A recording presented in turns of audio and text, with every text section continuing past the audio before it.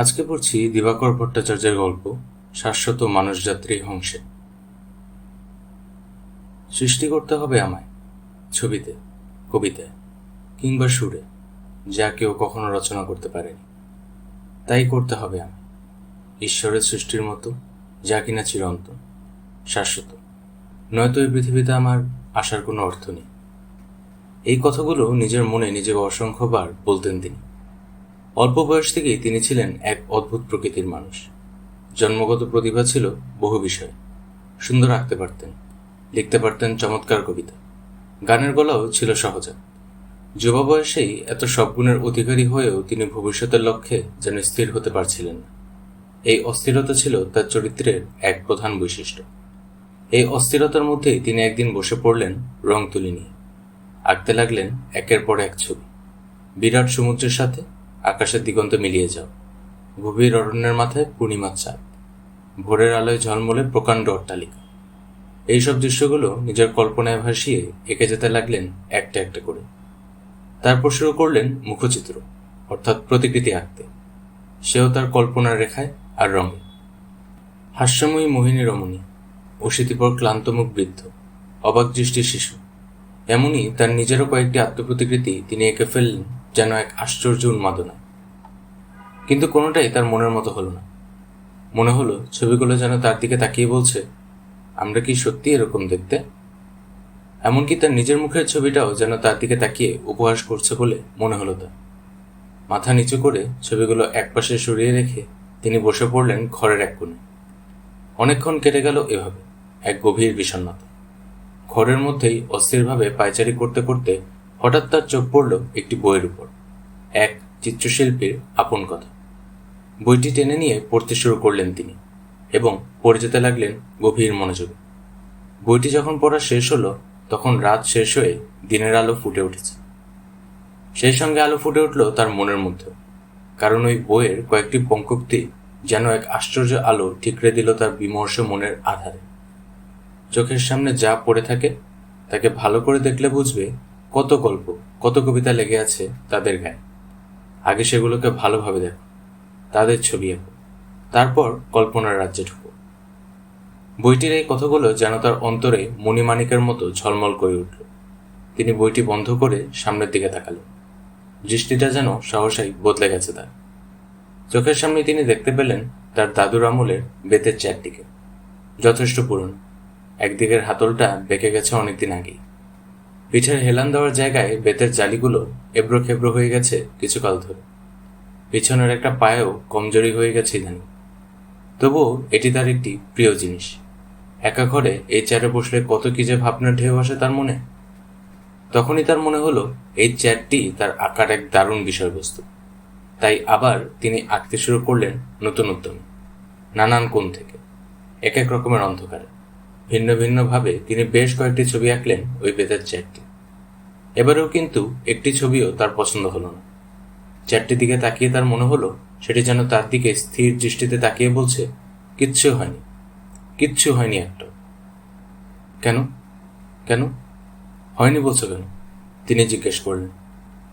কারণ তুমি যা আঁকলে আমি তা নই, উত্তর এলো সেই পুরনো বেতের চেয়ারের কাছ থেকে। তার মানে? মানে তোমার কল্পনা তোমার স্বাভাবিক দৃষ্টিকে ঢেকে দিয়েছে। তোমায় দেখতে হবে তোমার নিজের চোখ দিয়ে, অভ্যেস করতে হবে নিজের চোখকে ব্যবহার করে। চেয়ারের কথাগুলো মাঝপথে থামিয়েই বলে উঠলেন তিনি, থামো থামো, উপদেশ দেওয়া বন্ধ করো।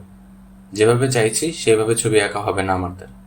ছবি না হোক, কিছু না কিছু আমি সৃষ্টি করবই একদিন, কিন্তু এইভাবে ঘরে বসে থাকলে কিচ্ছু হবে না কোনোদিন। এইসব কথাগুলো হঠাৎ ফুঁসে ওঠা ঘূর্ণিঝড়ের মতো তোলপাড় করে উঠল তার মনে। তারপর নিজের প্রতি এক চরম বিক্ষোভে তিনি বেরিয়ে পড়লেন তার বাড়ি থেকে, মধ্যরাতের অন্ধকার, যেন একটা ভূতে পাওয়া মানুষের মতো। বেরোনোর সময় মনে হলো ওই চেয়ারটি যেন অদ্ভুতভাবে তার দিকে তাকিয়ে বলছে, আমি জানি তুমি ফিরে আসবে, আর আমি অপেক্ষা করে থাকবো সেই দিনটার জন্য। তখন বাইরের মধ্যরাতের আকাশটার মাঝখানে প্রকাণ্ড চাঁদটাকে ঘিরে অসংখ্য নক্ষত্র জ্বলজ্বল করছিল। দূর থেকে ভেসে আসছিল একটা বাজনার আবছা সুর। তিনি যেদিকে এগোতে থাকলেন সেদিকেই ক্রমশ জোরালো হয়ে ভেসে আসছিল বাজনার আওয়াজটা। তখনই মনে পড়ল তার যে আজ একটি বিশেষ তিথি। তাই পূর্ণিমার আলোয় জোয়ারের সাথে ভেসে আসছে এই বাজনার আওয়াজ, অর্থাৎ এ রাত এক বিশেষ উৎসবের। উনি এসে পৌঁছলেন সেই বিখ্যাত নদীটির ধারে। সেখান থেকেই আসছে এই বাজনার আওয়াজ। উনি দেখলেন সেখানে অজস্র মানুষের মেলা, উৎসবের আনন্দে ভাসছে চারিদিক। তার মনে হলো এই আনন্দধারাকে যদি রূপ দিতে পারতেন তার হৃদয়ের শব্দে কিংবা সুরে। উপরের আকাশের দিকে একবার তাকালেন তিনি। মনে হলো যদি পারতেন এই পূর্ণ চাঁদের মায়াকে মানুষের এই আনন্দের সঙ্গে মিলিয়ে দিতে নিজের সৃষ্টি দিয়ে। এরপর তার নিজের মনে ঢেউয়ের মতো ভেসে আসতে লাগলো কত শব্দ, কত ছন্দ, কত সুর। সেগুলো যেন তাকে ঘিরে বলতে লাগলো, আমায় নাও, আমিই মিলিয়ে দেব। কিন্তু তার মন মতো হচ্ছিল না কোনোটাই। এদিকে রাত শেষ হতে চলল। সেই প্রকাণ্ড চাঁদটা একটা হলুদ ফলের মতো আকাশ ছুঁয়ে নিঃশব্দে নেমে এলো সেই নদীর কিনারে। শেষ রাতে হুল্লোড়ের পর সবাই তখন ঘরমুখ। ঠিক সেই সময় তিনি শুনতে পেলেন এক আশ্চর্য স্বর, যেন এক অমর্ত্য উচ্চারণ। তিনি পায়ে পায়ে এগিয়ে গেলেন সেই শব্দকে অনুসরণ করে, এবং একটু এগোতেই দেখতে পেলেন এক প্রবীণ মানুষকে। তিনি তন্ময় হয়ে আছেন অপার দিগন্তের দিকে তাকিয়ে, আর তারই মুখ থেকে উচ্চারিত হচ্ছে যেন একের পর এক মহৎ স্তুতি। অপলক মুগ্ধতায় তিনি তাকিয়ে রইলেন সেই উদ্গাতার দিকে। তার মনে হলো এই সেই গায়ত্রী যার খোঁজে বাড়ি থেকে বেরিয়ে পড়েছেন তিনি। ঠিক তখনই প্রায় অন্তর্যামীর মতোই সেই প্রবীণ মানুষটি তাকালেন তার দিকে। বললেন, যুবক, তুমি কি কিছু বলবে? মুগ্ধ বিস্ময়ে তিনি উত্তর দিলেন, এইসব শব্দ দিয়ে সুর দিয়ে কি ভুবন রচনা করলেন আপনি? তারপর একটু ইতস্তত করে বললেন, এই কলাকৌশলটা আমায় যদি দয়া করে শিখিয়ে দেন তাহলে আমি আজীবন আপনার দাস হয়ে থাকব। বৃদ্ধ মানুষটি যেন এক প্রগাঢ় দৃষ্টিতে তার চোখের দিকে তাকালেন। তারপর বললেন, তাহলে আমার সঙ্গে এসো।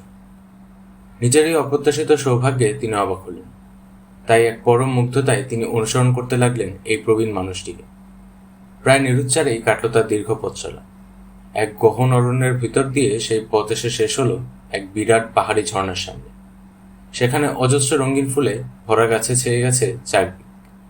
অসংখ্য পাখির ডাকের সাথে ঝর্ণার জলের আওয়াজ মিলেমিশে যেন এক অপূর্ব ধ্বনি হয়ে থির থির করে কাঁপছে চারিদিকে।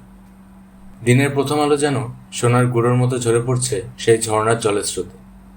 তিনি অপলকে তাকিয়ে দেখতে থাকলেন চারিদিক। সংবিত এলো সেই আশ্চর্য মানুষটির কণ্ঠস্বরে, যে নদীর ধারে তুমি দাঁড়িয়েছিলে এই তার উৎসস্থল। তোমার নামটা জানা হয়নি যুবক, যদিও সে নাম জানারও কোনো প্রয়োজন নেই আমার কথায় তুমি এতটা পথ আমার সঙ্গে এলে, তাই আমি তোমায় জানাচ্ছি যে আমি একাই এখানে সাধনা করি, শব্দের আর সুরের সাধনা। কথা নয়, যেন এক অতল গভীর মায়া বিষয়। তিনি অপার বিস্ময়ে তাকিয়ে রইলেন ওই প্রবীণ মানুষটির দিকে। এরপরেই ওই বিস্ময়ের ঘোর গভীরভাবে ব্যাপ্ত হয়ে গেল তার জীবন। তাই তিনি সহজেই ভুলে গেলেন তার আপনজনদের, বাবা, মা, ভাই, বোন, এমনকি প্রেয়সী বাগদত্তাটিকে, নিজের লোকালয়, জন্মভিটে, এমনকি নিজের একান্ত প্রিয় পড়ার ঘরটিকেও ভুলে গেলেন অনায়াসে। কারণ তার চোখে তখন সৃষ্টির স্বপ্ন, আর সেই স্বপ্নের রচয়িতা ওই আশ্চর্য প্রাচীন মানুষটি। তার কাছে ভাষার আর ভাবের ঈশ্বর, শব্দের আর সুরের প্রভু। তাই তিনি তখন জগৎ সংসার ভুলে ওই বৃদ্ধ কবি ও গায়কের গীতিতে মগ্ন হয়ে গেলেন সহজেই। ওই প্রবীণ কবির কত আশ্চর্য রকমের শব্দের ব্যবহার, কত অপূর্ব ছন্দের প্রয়োগ, কত বিস্ময়কর সুরের মূর্ছনা, যেন এক বিপুল ইন্দ্রজাল বিছিয়ে দিল তার চেতনার ভুবনে। তিনি ভুলে গেলেন তার এযাবৎ অর্জিত কাব্যকলার যাবতীয় উপাদান। তার বাগ্বিদ্যার সমস্ত ভাণ্ডার যেন তার কাছে সহসা অচল বলে মনে হল। তিনি মোহিত হয়ে রইলেন ওই বৃদ্ধ কবির প্রতিটি শব্দে ও সুরে। শুরু হলো সূর্যোদয় থেকে সূর্যাস্ত পর্যন্ত যেন এক নতুন ছাত্রজীবন। এইভাবে সুরের আর শব্দের অজস্র কৌশল আয়ত্ত করতে করতে কেটে গেল তার জীবনের বেশ কিছুকাল। একদিন মধ্যরাতে আকাশের প্রকাণ্ড চাঁদটার পাশ থেকে পরপর কয়েকটি তারা খসে পড়তে দেখলেন তিনি। তার চোখের সামনেই দূরের উজ্জ্বল নীল আকাশ থেকে ঝলমলে তারাগুলো যেন গভীর অন্ধকারে তলিয়ে গেল নিঃশব্দে। তখনই কেন কে জানে এতকাল বাদে তার হঠাৎ মনে পড়ল তার বাগদত্তার মুখটি। তারপরে ছবির মতো ভেসে এলো তার বাবা, মা, পরিবারের সবার মুখগুলো। তিনি নিশ্চুপে বেরিয়ে পড়লেন গীতিকারের সেই আশ্রয় থেকে, মধ্যরাতে, একা, এক দুর্নিবার আবেগে। শেষ রাতের আচ্ছ অন্ধকারে তিনি পৌঁছলেন তার বসত বাড়িটির সামনে। তার চোখের সামনেই অন্ধকার কেটে গিয়ে দিনের প্রথম আলো ফুটে উঠল তার অতি প্রিয় বাসস্থানটির গায়ে। দূর থেকে লুকিয়ে তিনি দেখতে পেলেন তার বাড়ির আপনজনেরা দিন শুরুর দৈনন্দিন কাজে নেমে পড়ল যথারীতি। উনি নিঃশব্দে চলে গেলেন সেখান থেকে তার বাগদত্তার বাড়ির সামনে। সেখানেও লুকিয়ে দেখলেন একই দৃশ্য। মেয়েটি তার রোজকার কাজ শুরু করে দিয়েছে নিয়ম মাফিক। হঠাৎই তার নিজেকে খুব শূন্য বলে মনে হলো এদের সবার কাছে তার নিজের থাকা না থাকা আজ মূল্যহীন। তখনই তিনি ফিরে চললেন সেই অরণ্যের গভীরে, ওই আশ্চর্য পুরুষের আশ্রয়। ওই বৃদ্ধ কবি ও গীতিকার মানুষটি শুধু স্মিত হেসেছিলেন তার সেই নতমুখে ফিরে আসা দেখে। ফলে আবার শুরু হলো তার ওই আশ্রমিক দিন যাপন। অক্লান্ত পরিশ্রমে ওই প্রবীণ ঋষিকল্প মানুষটির থেকে তিনি ধীরে ধীরে আয়ত্ত করলেন অজস্র শব্দজাল, অসংখ্য দুরূহ ছন্দ, অপার সুরের সম্ভার। এর আরও কিছুকাল পর আরেক পূর্ণিমার রাতে তিনি আকাশের দিকে তাকিয়ে চেষ্টা করেছিলেন দূরের ওই মেঘজোছনা রূপটি কথায় আর সুরে নিখুঁতভাবে গেঁথে ফেলতে। রাত শেষ হয়ে দিনের আলোর আভায় আকাশ ভরে গেল, কিন্তু তার মন মতো কথা আর সুর মিলল না। এরপর প্রতি রাতেই তিনি আপ্রাণ চেষ্টা করতে লাগলেন ওই জোছনাকে তার কথায় আর সুরে একাকার করে দিতে। সেই বিপুল পূর্ণিমা যথাসময়ে ক্ষয়ে গিয়ে ঘোর অমাবস্যার রূপ পেল, কিন্তু তার এত বছরের সাধনার বিদ্যায় সেই যথার্থ সৃষ্টিটি কিন্তু কখনোই রচনা হল না। তিনি উপলব্ধি করলেন তার অজস্র অক্ষর শব্দ সুরের ভাণ্ডারে যেটা নেই তা হচ্ছে একটি একান্ত অনুভবের আলো। সেই আলোর দীপিকাটিই ছিল তার কৈশোর আর সদ্য যৌবনের সম্ভব। পরবর্তী জীবনে শেখা বিপুল কথা ও সুরের সম্ভারে তার ওই অন্তর্দীপটি কখন যে নিভে গেছে তা তিনি বুঝতেই পারেননি। তখন তার মনে হলো, তাহলে কি লাভ এত বছর ধরে এত পরিশ্রম করে, এমন ত্যাগ স্বীকার করে, এই কাব্যকৌশল শিখে, যদি তাতে নিজের অনুভবের আলোটি এমনভাবে ম্লান হয়ে যায়? তাহলে যা এত কষ্ট করে লিখলাম তা কি শুধুই কলকই বলল? ভাবতে ভাবতে এক গাঢ় বিতৃষ্ণায় ছেয়ে গেল তার সমস্ত মনটা। এক ভয়ঙ্কর কষ্টে কেটে গেল তার এক বিনিদ্র রাত। দিনের প্রথম আলো ফোটার সঙ্গে সঙ্গে নিজের ঘরের বাইরে এলেন তিনি। পায়ে পায়ে এগিয়ে গেলেন সে বৃদ্ধ কবির ঘরের দিকে। দেখলেন ওই প্রবীণ মানুষটি চোখ দুটি বন্ধ করে নিজের আসনে বসে আছেন ধ্যানস্থের মতো। মুখে লেগে রয়েছে এক আশ্চর্য স্মিত হাসি। এই দৃশ্যটি দেখা মাত্রই হঠাৎ যেন তার মনের পশুশক্তিটি ঠিকরে বেরিয়ে এলো তার স্বাভাবিক চরিত্রকে ধূলিসাৎ করে। তিনি সামনে পড়ে থাকা একটি পাথরের খণ্ড দুহাতে তুলে আছড়ে ফেলতে গেলেন ওই বৃদ্ধের মাথায়। আর ঠিক সেই মুহূর্তেই চোখ দুটি মেলে অতি স্নিগ্ধ নয়নে তার দিকে তাকালেন সেই বর্ষিয়ান মানুষটি। তার হাত থেকে পাথরের খণ্ডটি পড়ে গেল চারিদিকের নিস্তব্ধতাকে বিকটভাবে চুরমার করে। তোমার আরও একটি বিষয় শেখার বাকি আছে, শূন্যতার অভিজ্ঞান, রিক্ততার রাগিনী। সেজন্য তুমি আমার এখানে থাকতে পারো, আবার চলে যেতেও পারো, যে কোনো জায়গায়, নিজের ইচ্ছার পথে, এই মুহূর্তে কিংবা পরে, যে কোনো মুহূর্তে। কারণ তোমার কাছে আমার অস্তিত্ব শুধুই অনুভব। যেন এক আশ্চর্য স্তুতির মতো বৃদ্ধের কথাগুলি ভেসে এলো তার দিকে। নতমুখে বিপুল নীরবতায় তিনি আবার নিজেকে সমর্পণ করলেন ওই বৃদ্ধ কবির পায়ে।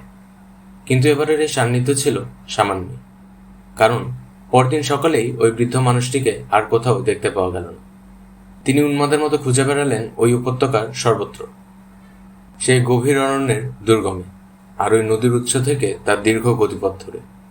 কিন্তু কোথাও সেই প্রাচীন মানুষটির সন্ধান মিলল না। মাথার উপরের প্রকাণ্ড আকাশটি তার একমাত্র সঙ্গী হয়ে রইল এই অস্থির মুহূর্তে। এক অসহনীয় শূন্যতার মাঝে যেন এক অনন্ত রিক্ততার সঙ্গীত তিনি শুনতে পেলেন তখনই। শূন্যতার বিপুল ভার মাথায় নিয়ে তিনি ফিরে গেলেন তার আবাল্যের বসতভূমিতে। এসে দাঁড়ালেন তার জন্মভিটার সামনে এক নতুন দিনের আলোয়। আর যা দেখলেন তা তার কাছে মর্মান্তিক। সেই বসতবাড়িটি প্রায় ধ্বংসস্তূপ হয়ে গেছে। বুঝলেন তার আপনজনরা কেউই আর নেই সেখানে। সেখান থেকে তিনি গেলেন তার বাগদত্তার বাড়িটির সামনে। সে বাড়িটি যেন পুরোপুরি বদলে ফেলেছে তার চেহারা। সেই কাছে ঘেরা ছোট্ট বাড়িটির জায়গায় দাঁড়িয়ে আছে এক প্রকাণ্ড অট্টালিকা। তার পরিচিত কোনো মুখই দেখা গেল না সেখানে। ইতস্তত ঘুরে ফিরে তিনি বুঝলেন যে কেউই চিনতে পারছে না তাকে। তিনিও দেখা পাচ্ছেন না কোনো বাল্য কৈশোরের মানুষজনের। তার মনে হলো তার আত্মীয়, বন্ধু, পরিজনরা অনেকেই এই পৃথিবী ছেড়ে চলে গেছেন, আর বাকিরা হয়তো স্থানান্তরে অন্য ভিটে চলে গেছে সময়ের নিয়ম। কারণ এই সময়ের ব্যবধানটি তো সামান্য নয়। প্রথম যৌবনে বাড়ি ছেড়ে চলে গিয়েছিলেন, আর এখন এই প্রৌঢ় বয়সের ভার নিয়ে আবার ফিরে এসেছেন পুরনো মাটিতে। এক প্রগাঢ় বিষণ্ণতা ঘনিয়ে এলো তার মনে, দিনের শেষ আলোর সাথে সাথে। কিন্তু এর খানিকক্ষণ পরেই তিনি চমকিত হলেন দূরাগত এক বাদ্যের আওয়াজে। সে যেন কোনো এক উৎসবের সঙ্গীত ধ্বনি ভেসে আসছে দূর থেকে। তার মনে হলো এই সুরের মূর্ছনা কি সত্যি দূরে কোথাও কেউ সৃষ্টি করছে, নাকি তা ভেসে আসছে তার অতল চেতনা থেকে, বহু যুগের স্মৃতির ইন্দ্রপুরী থেকে। তিনি যেন সম্মোহিতের মতো অনুসরণ করতে করতে চললেন ওই সঙ্গীতের তরঙ্গকে, এবং শেষ পর্যন্ত সেখানে পৌঁছে যা দেখলেন তাতে যেন নিজের চোখকে বিশ্বাস করতে পারলেন। তিনি দেখলেন সেই নদীর তীর, সেই অজস্র মানুষের সমারোহ, সেই উৎসবের বর্ণোজ্জ্বল প্লাবন আর বিপুল আনন্দগীত, আর দূরের আকাশে পূর্ণিমার যোছনা, যেন কত বছর আগেরকার সেই ছবিটিকে হুবহু তার চোখের সামনে কিভাবে এনে হাজির করল। কিংবা তিনি হয়তো কোনো অলিক পথে চলে গেছেন জীবনের দীর্ঘ এতগুলি বছর পিছিয়ে। কিন্তু আরও কয়েক মুহূর্ত পরে তিনি যেন নিজের সংবিত ফিরে পেয়ে বুঝলেন যা দেখছেন তা অতি বাস্তব। হঠাৎই যেন তিনি বুঝলেন কিছু কিছু ব্যাপার সময়ের সঙ্গে বদলায় না। যেমন এই চৈতালি চান্দোচ্ছ, মানুষজনের পোশাকের ধরন পাল্টেছে, বদলেছে তাদের চলাফেরা আর কথাবার্তার ধরন, কিন্তু বদলায়নি তাদের মুখের আনন্দ, উদ্ভাস, নয়নের গাঢ় প্রেমের ভাষা। আর সেই সাথে বদলায়নি ওই দূরের আকাশের ওই বিপুল পূর্ণিমাটি। আর তখনই তিনি ওই সমবেত মানুষের আনন্দের প্লাবনকে প্রকৃতির সেই অপরূপ উদ্ভাসের সঙ্গে একাকার করে মিলিয়ে দেওয়ার কথা আর সুর গেঁথে ফেললেন এক আশ্চর্য দৈব বলে। যে ভাষার ভাবের অভাবে, যে সুরের আর ছন্দের হীনতায় তিনি সবকিছু ছেড়ে চলে গিয়েছিলেন ঠিক এই রকম এক উৎসবের রাতে, সেই ভাষা, ভাব, ছন্দ, সুর যেন বিপুল সম্ভারে নিবেদিত হলো সাহসে। তার মনে হলো তার এই দীর্ঘকালের সাধনা এতদিনে সার্থক হলো। এক পরম তৃপ্তির আবেগে তিনি কি মনে করে আবার এসে দাঁড়ালেন একটি সামান্য লণ্ঠন হাতে নিয়ে তার জীর্ণ বসত বাড়িটির সামনে, এবং ধীর পায়ে প্রবেশ করলেন সেই পরিত্যক্ত অন্ধকার বাড়িটিতে। দীর্ঘকাল না বসবাস করলেও আশৈশব বিজড়িত সেই বাড়িটির প্রতিটি সিঁড়ির ধাপ, প্রতিটি ঘরের ভেতর বাহির তিনি এখনো চোখ বন্ধ করে পার হতে পারেন। তাই স্বল্প আলোতেও তিনি স্বচ্ছন্দে উঠে এলেন তার নিজস্ব ঘরটিতে, এবং অবাক হয়ে দেখলেন প্রায় ধ্বংসস্তূপ হয়ে যাওয়া ঘরটিতে এখনো সেই বেতের চেয়ারটি এক কোণে পড়ে আছে। কি হলো, খুব অবাক হচ্ছ? বলেছিলাম না আমি অপেক্ষা করে থাকব তোমার ফিরে আসার জন্য, আর আমি জানতাম যে তুমি আসবেই। যেন এক অদ্ভুত কণ্ঠস্বর ভেসে এলো ওই চেয়ারটির দিক থেকে। তিনি বিরাট বিস্ময়ে তাকিয়ে রইলেন সেদিকে। আবার শুনতে পেলেন সেই অলৌকিক কণ্ঠস্বর। তাহলে এবার আমায় নিয়ে কোন গীত রচনা করবে কবি? তিনি একথার কোনো উত্তর না দিয়ে নিষ্পলকে দেখতে থাকলেন কি অদ্ভুতভাবে শেষ রাতের ক্ষয়িষ্ণু চাঁদ নেমে এসেছে ওই চেয়ারের পেছন। তার হাতের লণ্ঠনের হলুদ আলো আর দূরের শেষ রাতের পূর্ণিমার আলো মিলেমিশে কেমন একটা আশ্চর্য আলো আধার সৃষ্টি করেছে ওই ভেঙে পড়া চেয়ারটিকে ঘিরে। তিনি নির্বাক হয়ে তাকিয়ে রইলেন ওই চেয়ারটির দিকে। এতকাল ধরে আয়ত্ত করা বিপুল শব্দ ও সুরের মহাসমুদ্রে তিনি ডুব দিয়ে খুঁজতে থাকলেন ওই ভগ্ন পরিত্যক্ত চেয়ারটির বর্ণনার উপযুক্ত শব্দ, যথাযোগ্য সুর। প্রাণপণ চেষ্টা করেও তিনি কিছুই পেলেন না। ব্যর্থ চোখে সেই দিকে তিনি তখন শুনতে পেলেন, কি হলো কবি, তুমি নীরব কেন? অক্ষরমালার অনন্ত নিখিলে নিবিষ্ট হয়েও তার দুহাতে এমন গভীর অভাব। তাই তিনি নতমুখে নিরুত্তর রইলেন। নিজেই নিজেকে নিঃশব্দ বললেন, আমি এবারেও পারলাম না, কিন্তু কেন? ধ্বংসপ্রায় চেয়ারটি যেন কোনো অলৌকিক ক্ষমতায় শুনতে পেল তার সেই কথাটি। কারণ যে কথা আর সুরের ঐশ্বর্যের অধিকারী তুমি আজ হয়েছ, তাতে শুধু এক মধুগন্ধে ভরা ভুবনের কথাই তুমি বলতে পারো। তোমার সুর ওই দূরের নীহারিকা থেকে নদীর ঢেউয়ের রূপে ভেসে যায়। তুমি মহান কবি, প্রেমের নিখিল ভুবনে তুমি মহারাজ। মানুষের, প্রকৃতির আর ঈশ্বরের প্রেমে তোমার আমি যেখানে ডুবে গেছে, সেখানে আমার আর কোনো স্থান নেই। স্থান নেই আমার মতো অন্ধকারে পড়ে থাকা ভগ্ন, কুৎসিত, শেষ গতির যাত্রীদের। এই বিপুল রিক্ততার জগতে তুমি তো আসন পাতনি কবি। কতগুলো যেন ভেসে এলো এক অদ্ভুত বায়বীয় স্বরে ওই ধূলিধূসর ভগ্ন চেয়ারটির দিক থেকে। মুহূর্তের জন্য তার মনে হলো ওই চেয়ারটিকে দুহাতে তুলে জানলা দিয়ে ছুঁড়ে ফেলে দিতে ঘরের বাইরে, যাতে একেবারে দু চোখের সীমানার বাইরে চলে যায় ওই বস্তুটি, কিংবা একেবারে শেষ হয়ে যায় এই অসহ্য অস্তিত্বটি। তারপরেই মনে হলো, ছি ছি, কি ভয়ঙ্কর অশুভ ভাবনা গ্রাস করছে তাকে। তার মনে হলো ওই চেয়ারটির কথাগুলো তো অসত্য নয়। তিনি তো সত্যিই জীবনের যাত্রাপথের আনন্দগান গাইতেই চেয়েছে। এই নষ্টভ্রষ্টদের শেষ গতির দিকে তাকিয়ে দেখেননি কোনোদিন। আমি আসি, আবার দেখা হবে নিশ্চয়ই। ওই চেয়ারটির দিকে তাকিয়ে এই কথাগুলি বলে যেন ভূতগ্রস্তের মতো হঠাৎই যেভাবে এসেছিলেন সেভাবেই তিনি বেরিয়ে গেলেন নিজের ওই জন্মভিটাটা থেকে। শেষ রাতের আবছা অন্ধকারে বহু যুগ আগে যেভাবে তিনি চলে গিয়েছিলেন নিজের বসত ভিটাটি ছেড়ে, ঠিক সেইভাবে আবার শুরু হলো তার পরিক্রমা এবং এ এক উন্নতর যাত্রা। এতকাল মানুষের এত আনন্দগীত রচেছেন, এতকাল ধরে এত কঠিন সাধনা করেছেন, শ্রেষ্ঠ কবি হবার কামনা করেছেন এত বছর ধরে। এবার এই বিপুল সাধনা কামনার অজস্র গীত কোথায় এসে মিশেছে তাকে তা দেখতেই হবে। যে পথে পথে জীবনের এতগুলো বছর কাটিয়ে দিলেন সেই পথের শেষ কোথায় তা তাকে জানতেই হবে। অতএব তিনি যাত্রা করলেন আবার, কিন্তু অন্য পথে, অন্য জগতে, পরিত্যক্ত, বিকৃত, নষ্টভ্রষ্টদের অনুজ্জ্বল ভুবন। সেখানে গিয়ে তার এতদিনের সাধনার সমস্ত কথা ও সুর চূর্ণ হয়ে পড়ে গেল ওই ভয়াবহ শীতল পাতালে। তিনি প্রবেশ করলেন আরেক ভাষার রহস্যে, আরেক সঙ্গীতের ধ্বনিতে। সেই অভ্রান্ত ও সুন্দর জগতে ভগ্ন হয়ে কেটে গেল তার আরও বেশ কিছু কাল। তিনি অনুভব করলেন ওই নষ্ট নিখিলের বিপুল গহন। এইভাবে জীবনের অস্তাচলে এসে মহাভুবনের সব আনন্দ বেদনা যেন একাকার হয়ে গেল তার চেতনায়। এতদিনে মহাকবির সংজ্ঞা লেগে গেছে তার গায়ে। শ্রেষ্ঠ রচয়িতা হওয়ার আজন্মের আকাঙ্ক্ষা সারাটা জীবন তাকে তাড়িয়ে নিয়ে গেছে কত বিচিত্র গহন পথে। তারপর শ্রেষ্ঠ কবির শিরোপা এসে বসেছে তার মাথায়। কিন্তু এখন ক্রমশ ভারাক্রান্ত মনে হয় এই শিরভূষণ। তাই এই প্রান্তকালে এসে খ্যাতি আর প্রাপ্তিতে সর্বদা বিজড়িত তিনি ভারমুক্ত হতে চান প্রতিনিয়ত। ইচ্ছে হয় ফিরে যেতে সেই নিঃস্ব নির্ভার যুবাকালে। সেই ভাবনার গতিতেই তিনি একদিন আবার এসে দাঁড়ালেন তার সেই ধ্বংসপ্রায় বসত বাড়িটির সামনে, দিনের প্রথম আলো, একান্তে। সেই ঘর বারান্দার জীর্ণ অস্তিত্বের মধ্যে এসে তিনি যেন অবলীলায় পিছিয়ে গেলেন বহু বছর। তার মনে হলো যেন গত জন্মের আশ্রয়ে স্থির হয়ে আছে এই ধ্বংসস্তূপ। তিনি যেন সম্মোহিতের মতো সেই জীর্ণ সমারোহের মধ্য দিয়ে উঠে এলেন তার অতি প্রিয় নিজের ঘরটিতে। আর সেখানে ঢুকেই তার চোখে ধাক্কা দিল এক বিরাট শূন্যতা। তার সেই বেতের ভাঙা চেয়ারটি আর নেই। এক অদ্ভুত শূন্যতা যেন স্তূপ হয়ে আছে সেখানটিতে। সেই শূন্যতার সামনে দাঁড়িয়ে তার মনে হু হু করে ভেসে আসতে লাগলো অতীতের অনেক ছবি। এই চেয়ারটির ভার তিনি বয়ে চলেছেন দীর্ঘদিন ধরে, সেই প্রথম যৌবনের দিনগুলো থেকে। এই চেয়ারটির সঙ্গে এক আশ্চর্য সম্পর্কে তিনি বাড়ি থেকে বেরিয়ে গিয়েছিলেন নিঃস্ব অবস্থায়, সেই সদ্য তরুণ বয়সে। আবার ফিরেও এসেছিলেন প্রৌঢ়ত্বের সীমায় পৌঁছে কাব্যকলায় বহু বেত্তা হয়ে। কিন্তু ফের চলে যেতে হয়েছিল নতমুখে, হীনমন্যে। এতদিন বাদে আবার এসেছেন খ্যাতি আর প্রাপ্তির শ্রেষ্ঠ শিরোপাটা খুলে ওই চেয়ারটিতে রেখে দেবেন বলে। কিন্তু এবারও যেন তাকে তুচ্ছ করে সেই চেয়ারটি উধাও হয়ে গেছে কোথাও। এক অসহনীয় শূন্যতায় স্থির হয়ে রইলেন তিনি। ভারমুক্ত তিনি হতে চেয়েছিলেন, কিন্তু যেন নিঃস্ব হয়ে গেলেন এখন। মাথা নিচু করে তিনি বেরিয়ে গেলেন ওই বাড়িটি থেকে।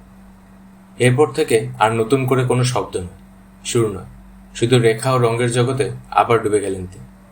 ছন্দ, সুর, কাব্যের ইন্দ্রজাল থেকে বহুদূরে গিয়ে আদিম রেখা আর রঙের ভুবনে তিনি প্রকাশ করতে থাকলেন তার চেতনাকে, একের পর এক অজস্র ছবিতে।